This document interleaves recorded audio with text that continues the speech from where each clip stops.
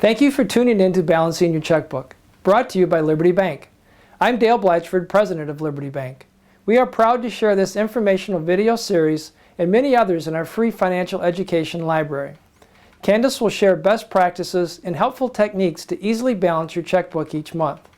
Once you get the routine mastered, it's an essential part of a good financial plan.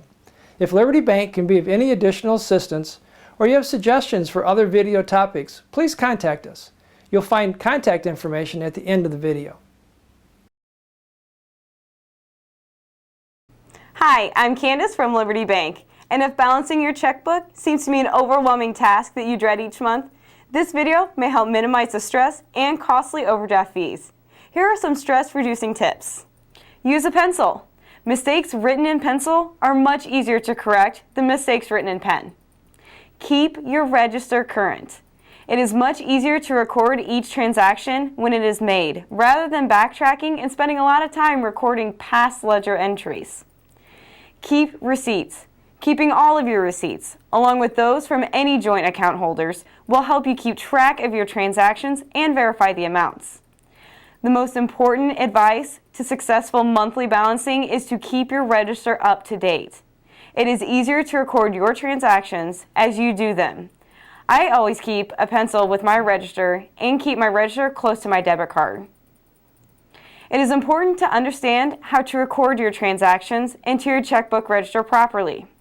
One option that you may find helpful is to use codes for various types of transactions, such as these standard codes: 1001s or a check number, DC for debit card purchases, ATM for any withdrawals conducted at the ATM, BP1 for bill payment debit confirmation number 1, DEP for deposits, or W/D for withdrawals.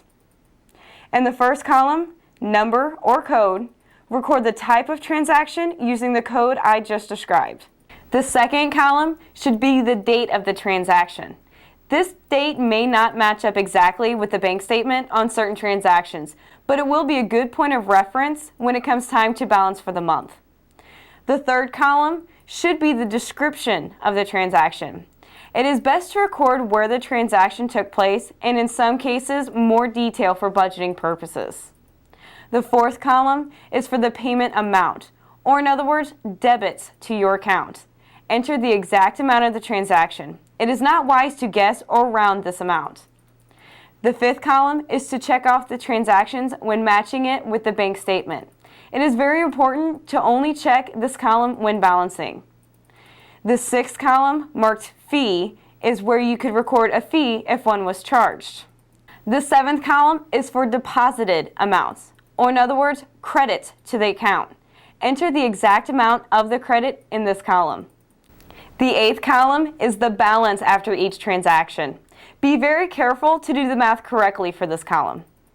Now it's time to balance your checkbook. Let's get started. Here are the items that you'll need: your updated check register, a pencil, all of your receipts, a calculator, and a current monthly statement.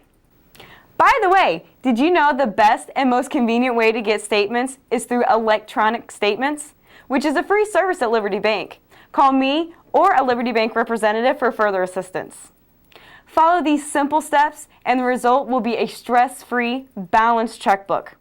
Use the fifth column of the register to check off the items in your register as you go down your bank statement. Make sure the amount on the statement and in your register are exactly the same as you check them off.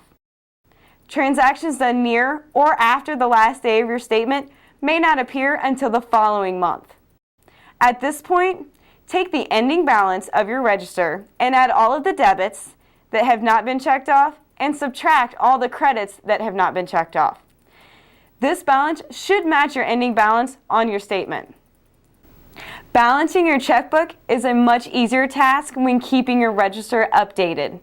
If you have followed all of these steps and are still having difficulty balancing your checkbook, contact me or one of our personal bankers. Remember, it's your money, so make the most of it.